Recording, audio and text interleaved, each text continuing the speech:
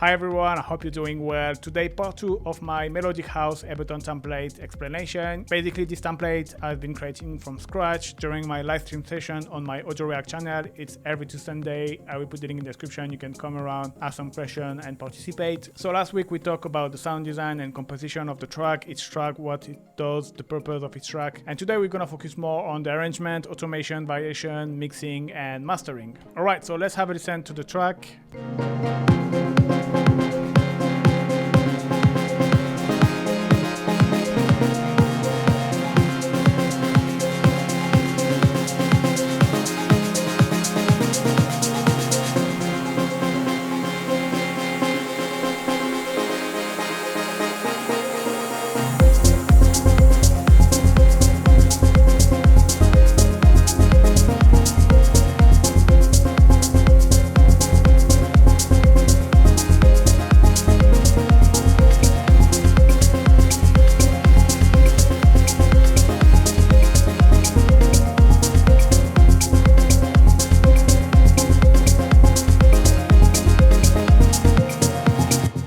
Now let's start from the beginning.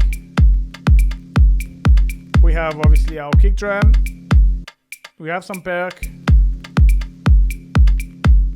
Most importantly, you can hear we have this synth intro which kind of give the theme and put the bass of the sound, give the feeling. You have the ambience playing as well. Then I introduce hat and clap. Then we're gonna have a small break, and then the bass sound is coming.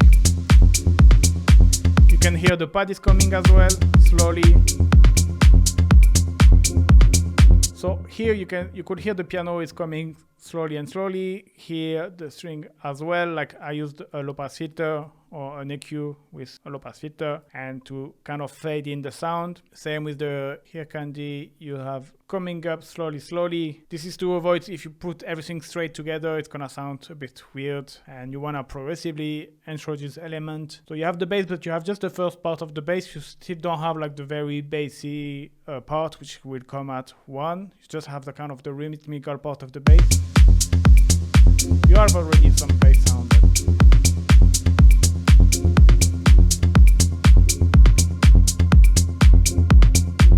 You have the tom as well, I forgot to say, which is playing.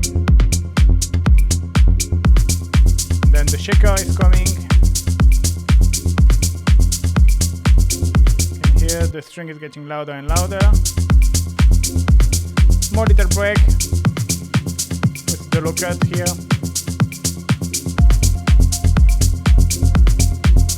Then I introduce the marimba.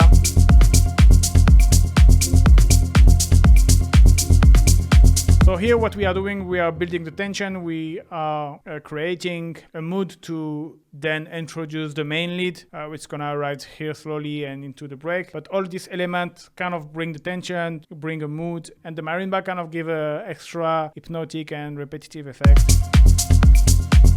which help build the tension as well. Dun, dun, dun, dun. So then we start to introduce the lead slowly. It's playing it doesn't play the main pattern, it plays the intro pattern, which is just the first chord.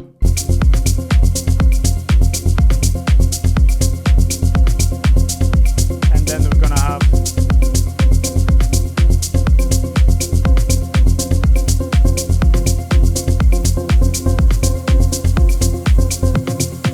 obviously here the filter is opening.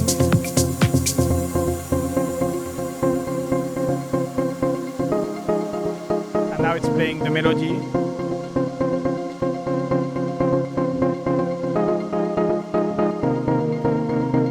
So you could see to enter in the break we use some SFX as well, which are noise, ride SFX, which really improve for the break. A short look at as well just right before the break help to make a transition to be to updrop.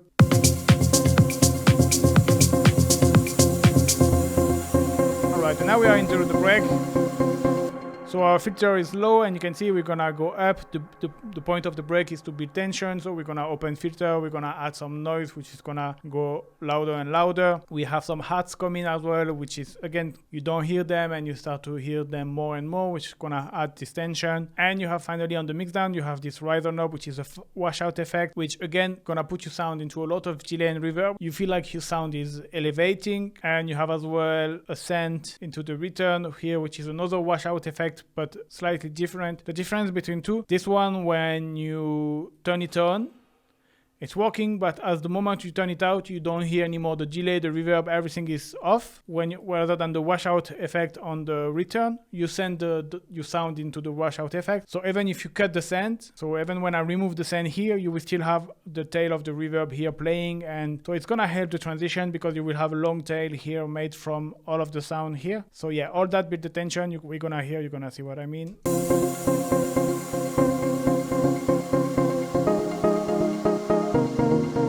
Start quiet. Lead 2 gonna come as well.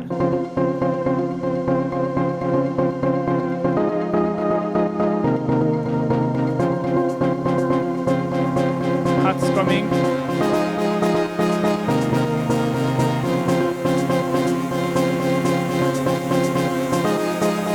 can hear the noise playing.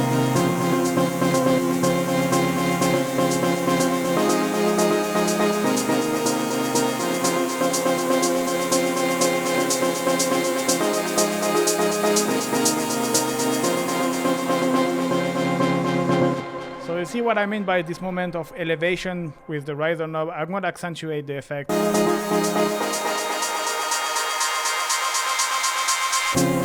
But you see, if I cut it, everything goes down straight away. And then before to drop, we stop the hat and we bring all the filter down, and then it's dropped. Bring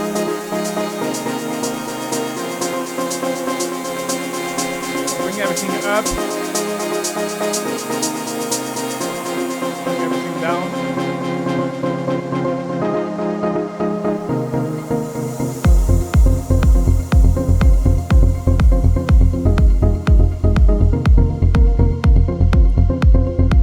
So that's what I choose for the first drop, is having a breakdown. So where you build the tension, everything is super loud, and then you drop with something very muffled. The filter is down of the lead. You don't have any drums. It's not energetic at all. It's more like a Jeep dropping, but it's very effective because you have this very intense contrast between your background, which is super high, and then the drop, which is kind of low and very few elements. So yeah.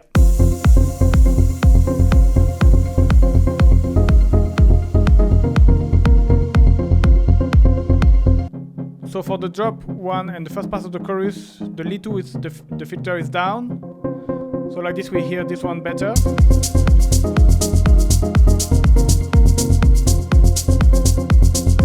And this one is gonna start to play now to add variation for the second part of the chorus.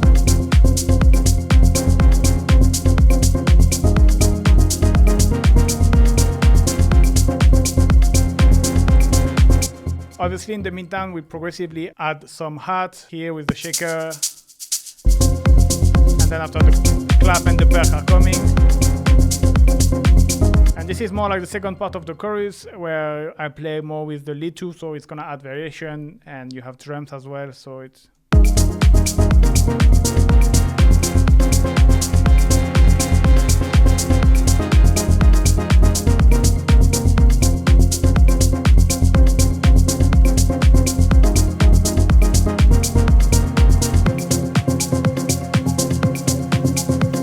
Here we have our break 2. It's a very short break. It's just before the verse. We use it to kind of make a transition between the part of the track. So here what we're gonna do, so I have the low cut, and we're gonna bring the filter of the lead 2 down, and we're gonna as well this one, and we have an EQ with a low pass on the lead, which is gonna bring down to kind of muffle the sound, put it a little bit in the background. The idea obviously is to get rid of this main lead sound a bit because we start to get tired, so we want to bring something a bit new and fresh. So we put this in the background, bring something new. What we bring new is this marimba pattern here. So here the idea was to have a pattern which is great, but who doesn't steal the show, because sometimes you want to have something super, super cool, but which is going to kind of steal the show and kind of take out your track in another direction, and you don't want that. So it's very hard to find the right balance between having something interesting, but not too interesting to take your track in another direction, or to kind of feeling that there is two tracks in one track. So yeah, that's the harp which is coming up. That's going down. Again, all the time SFX for the transition.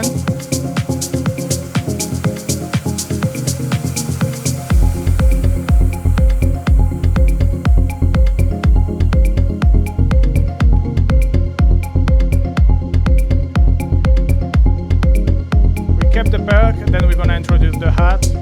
Just simple close eye hat.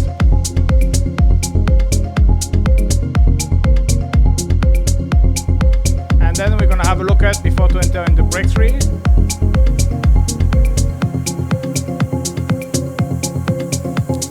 So break tree, the reason why I put a lookup before to get rid of everything is just to help the transition, because if you get rid of everything all together in the same time, it's often sound a bit too abrupt and it's kind of feel weird, you know, because everything is stopping at the same time. So having a lookup kind of first say to the listener, okay, things are about to change, so you make him aware of that, and then you can as well later on remove the kick and everything, and it feel a more smooth transition.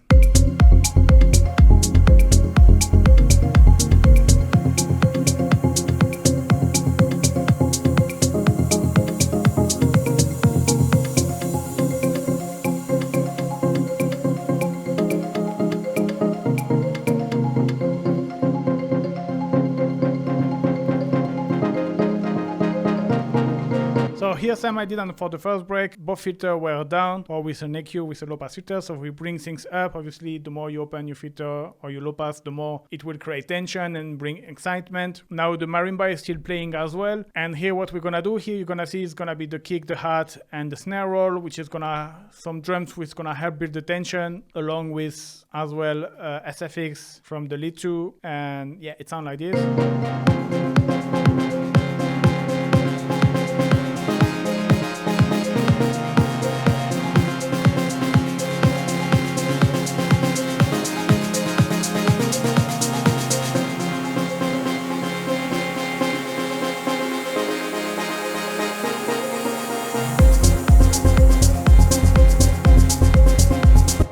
Alright, so you can see here for the drop something completely different than the first drop. The first drop we have something high energy and we bring down the intensity to have something more quieter with the filter down of our lead. Here it's completely different. We bring something super high and we drop with something super high as well. So we build everything you see with the kick and the drum, and then we stop for the pattern to play one more time, and then we drop with the filter open. Everything is open, everything is full on. You can see we start with some hat and shaker straight away. It's very like the opposite of the first drop, where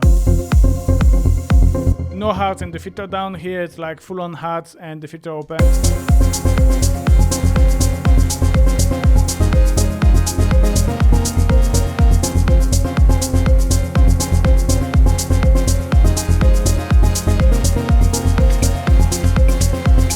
Then we're gonna add some perk and then clap.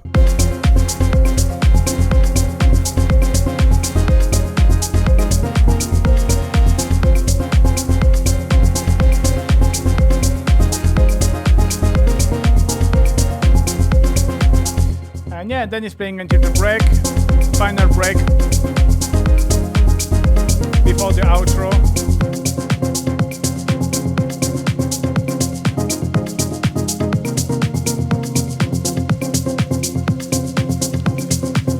Filter everything down.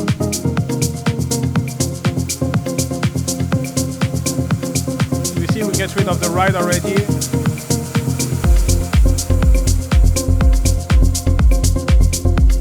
And the pattern is the same than at the intro. There is not the melody anymore, it's just like the single one chord. Filter is going down. Getting rid of the clap.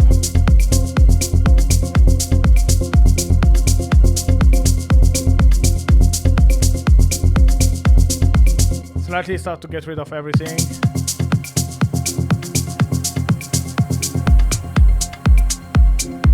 And then getting rid of the bass. and then even getting rid of the kick drum.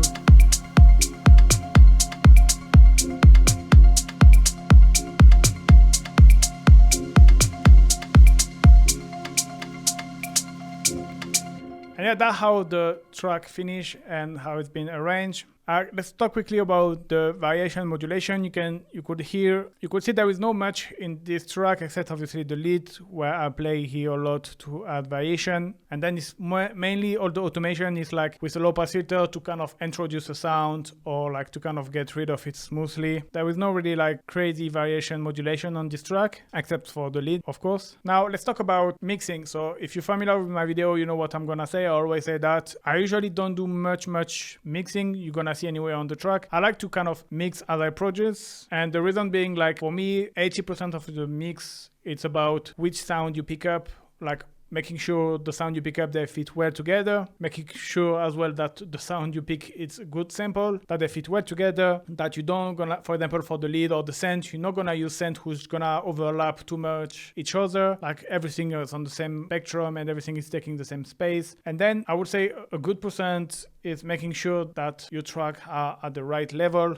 Unfortunately, there is no like technique. I like usually to have my kick before to start mixing at -6. It depends, to be fair, but a good practice is to have it at -6. Then you see I've been a bit more upper later on, but so this way you have headroom and you can mix the other element easily and accordingly. But yeah, to be fair, like I think this is something overlooked and underrated, but having the right volumes, it's way much important than trying to have this crazy EQ or this crazy compression settings, because you're gonna see I don't have much in terms of EQ or compression I don't use except for sidechain. And the EQ, what I will usually do is cut some unnecessary frequency. This you have to be careful, because sometimes you wanna cut the low end or the low or the mid. Sometimes it's what helps the track glue with the other tracks of your track, so you have to be careful when doing that. But I will usually do that, or I will usually boost frequency that I feel like make the track shine a little bit. So for example, on the kick, I boost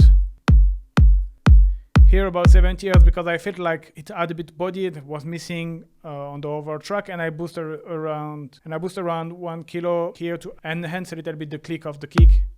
But yeah, in terms of EQ, it's usually, I don't do like kind of crazy surgical EQ. You see here is just to boost the hat, this part, and each hat will probably have, here I reduce the harshness, but you will never see like too much surgical things. Here there is no EQ, here no EQ, here get rid of the low a little, here there is no EQ. On the bass, I boost here for the mid-high, and that's pretty much it, to be fair, in terms of EQ. You can see you just have like the only compressor and EQ. Compressor is always sidechain, and most of the EQ is like I use a low-pass filter, so it's not really like EQ. I could have used like just a classic filter, but other thing I like to do is adding some saturation. You saw last week I was using drum bus. I like to add a bit of crunch. It had a bit of loudness. Here, for example, on the cloud, the overdrive.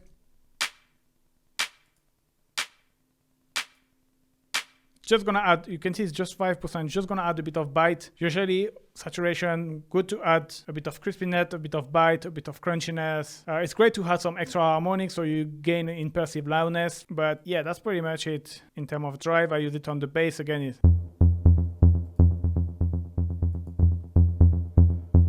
And on the lead I have probably inside the rack here saturator. And most of the time it's just to add some extra harmonics, but sometimes as well is to add a bit of bite, like I said. So for example, here you get this nice distorted little sound. Obviously you have a gain difference, but you can hear it at this kind of. Now, second thing, let's talk about delay and reverb. Most of the time, delay I will add to add movement rather than really to. Usually, delay in electronic music is more like as a sound design effect rather than really a mixing purpose. And then about reverb, usually I will work with 3 types of reverb. Obviously, you can switch in between, it's not fixed, but I will have a very short reverb for the drum, so which is kind of a room reverb, which. Like the decay is rarely more than 1 second. Then I will have a bit longer reverb, for example, like for the lead here, where it will be more like around between, let's say, 1 and 6 seconds, which are more like plate reverb. And then the third type will be like more like an ambience. So from 6 seconds to whatever, 15, 20 seconds. This is nice to put things in the background. And then finally, so here is something I've done some panning. I had a lot of elements, so you can hear, for example, the perca. pan differently. This one is on the right. This one is on the left. I left the hats, clap, and the tom in the middle. But then the lead, you can hear it's gonna be slightly on the right. Mainly because I will have the marimba slightly on the left.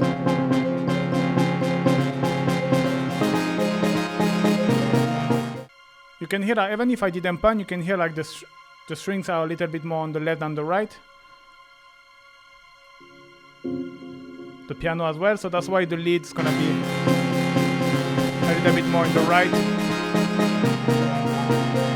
Marimba on the right.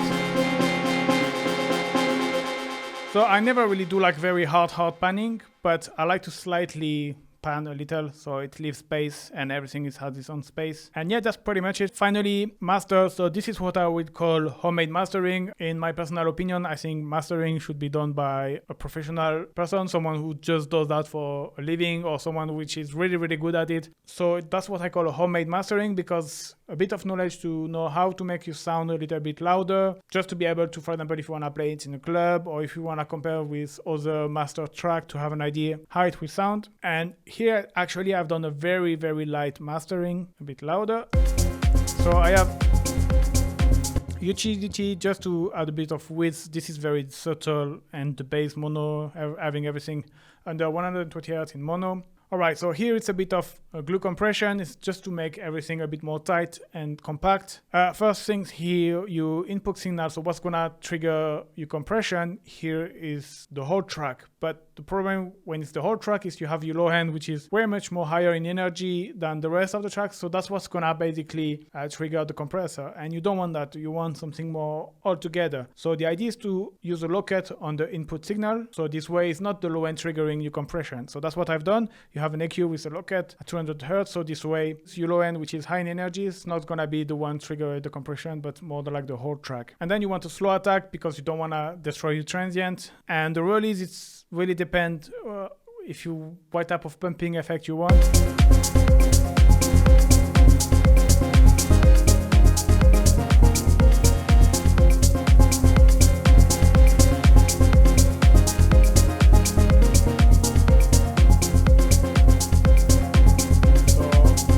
This is really dependent of the track. I let it here. That's what sounded the best for me. Ratio at 4 because you don't want something too abrupt, but don't want something too subtle.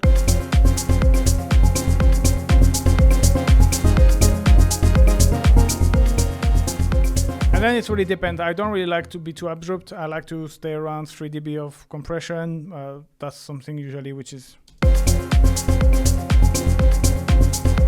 And then a bit of makeup gain and the soft clip. So like this, it drive the input.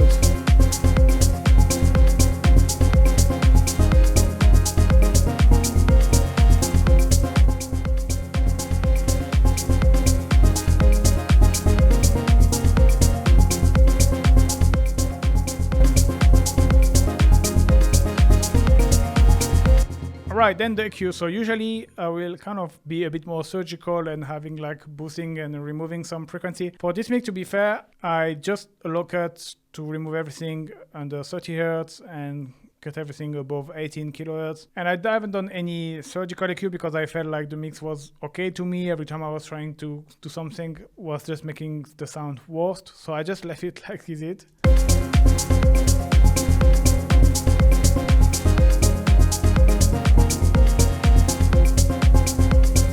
I could have.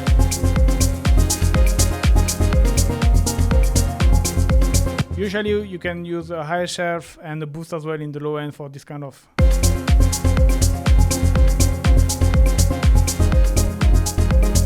Dance master, I haven't done it because for me it was sounding good like this, so I didn't touch it. Then the color limiter, this is kind of to add a bit of warmth, a bit of saturation, a bit of perceived loudness.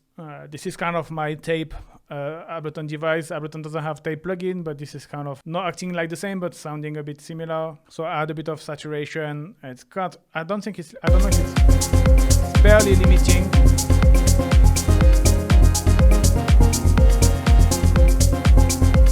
Just add a slightly saturation, which makes the track a little bit more fuller and Or in your face as well.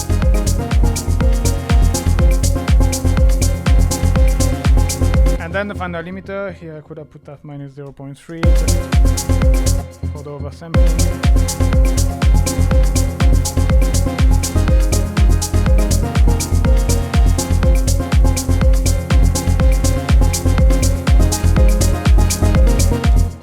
So I could have been a bit more drastic on the master to make it even way much more louder, but I usually try to don't go too crazy, because then after you kind of destroy all of the dynamic of your sound. So yeah, it's already